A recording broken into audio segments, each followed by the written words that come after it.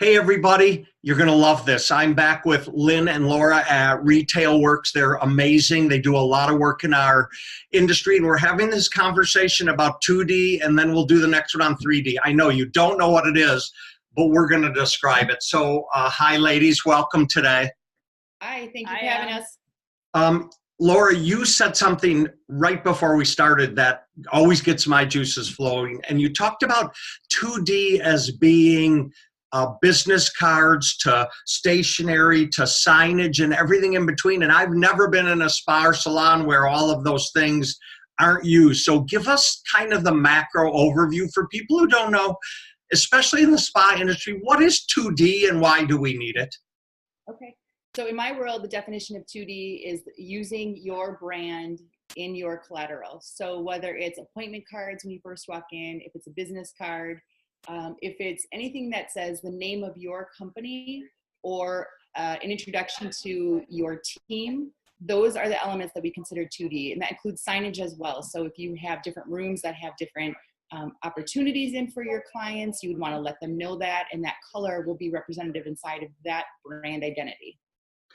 You talk about first impression. The type of collateral you're talking about, it's everything about first impression, right? Right. Absolutely. So you have about 0.3 milliseconds before someone's already formed an impression. And we want you to be in the position where you can control that. So by being aware of what your brand looks like and how it affects the subconscious brain and the mind, and having your consciousness about it, will put you in a better position all the way around to really engage the customer, leave them with a good impression. If you're setting the tone and the experience for them, really, this is the first tee up that they have working with you. You know, we always used to say that whomever is sitting at the front desk, that's that first impression. So that first impression counts, but a lot of times long before someone ever gets to the front desk, they might seek 2D collateral somewhere, right? Whether it's an advertisement or someone gave them a business card or something to that effect. So it isn't really the front desk. It's all about 2D and collateral, right? Absolutely. And it can be from your parking lot. It can be, oftentimes I'll see in your industry, please ring the bell to unlock the door. That's a first impression. People will just, casually put a black and white sign with no logo or color identifier on there. And that's a missed opportunity. But absolutely, if you're walking up a stairway, if you are guiding them through an office building, if it's a standalone building, all of those impressions are made, whether the client knows it or not, they're forming them. So the goal here is to engage behavior, correct? Absolutely. And give me a couple, we talked about color and contrast, et cetera, but give me a few things that make 2D engaging. What would you be doing? Okay. So color isn't necessarily standalone. It can be with imagery as well. So if I had an opportunity to put a black and white flyer together or a color one, the research shows that the color will engage more behavior. So it's less work to process. The brain doesn't want to work as it is anyhow. So that color opportunity gives it life.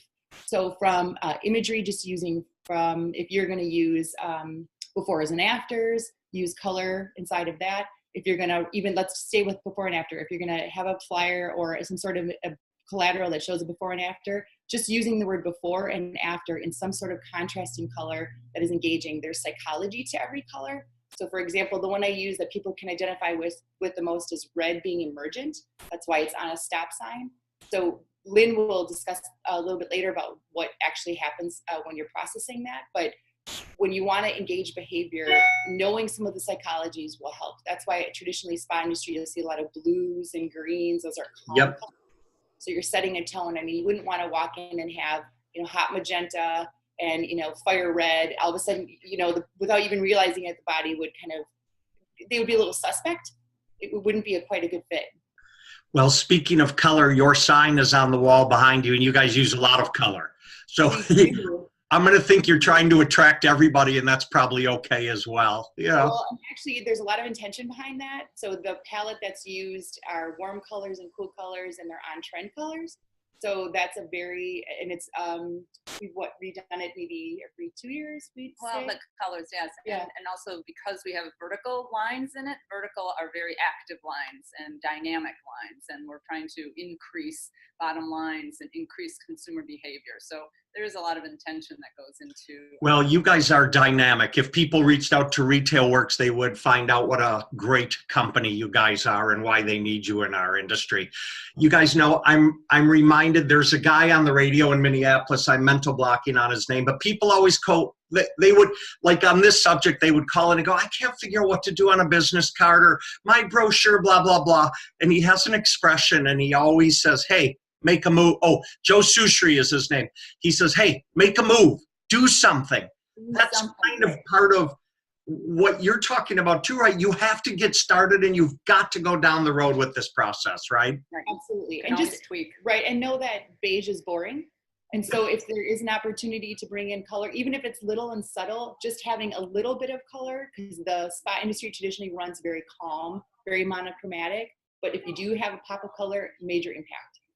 Well, you guys know I have a big oversized business card, and it says a lot about me and the association. And every time I hand the card out, now I understand why you say in 0.3 millimeter, because you can't think as fast as your brain reacts, right? Is that what you're telling me about that?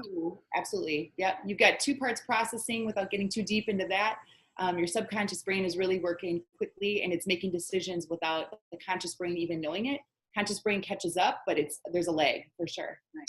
Well, when I hand out my business card, people react in an instant heart. Oh my God, your card is cool. It's so big. And they turn it over and they start talking about what it does and what it says, et cetera, et cetera. So I'm aware of how important that 2D collateral is. And I think our members are going to love watching this 6-minute video because you've nailed a lot in a very short period of time too. And now we're going to switch in a second here. We're going to talk about 3D. So don't miss the next video, but Laura and Lynn, thank you guys. Every time I talk to you, I think I've been in direct marketing a long time. I just learned a whole bunch from you guys today. Thanks, Alan.